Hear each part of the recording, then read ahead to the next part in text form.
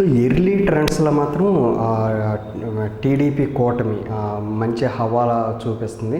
అందులో 37% ఓన్లీ 37 సీట్లు only TDP, Janasena 4, BJP 1 లీడ్లో ఉంటే వైఎస్ఆర్సీపీ 4 సీట్లో మాత్రమే లీడ్లో ఉంది. At the same time MP సీట్లలో వచ్చేసరికి బీజేపీ 2, టీడీపీ 4, వైసీపీ 2 హవాలో ఉంది.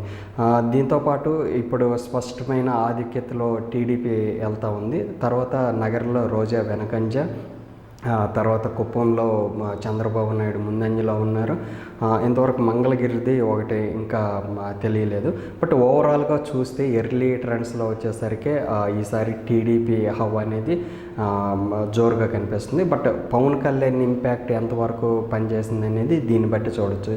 సో పవన్ కళ్యాణ్ సపోర్ట్ వల్ల ఈరోజు విపరీతమైన టీడీపీ హవా అంటే ఎర్లీ ట్రెండ్స్లో టీడీపీ హవా ఉంది.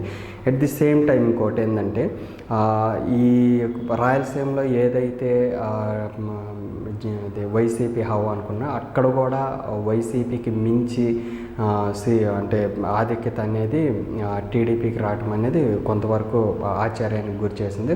సో ఇదే ట్రెండ్స్ కానీ కంటిన్యూ చేస్తూ వెళ్తే మాత్రం టీడీపీ అధికారంకు వచ్చే ఛాన్స్ ఉండిద్ది.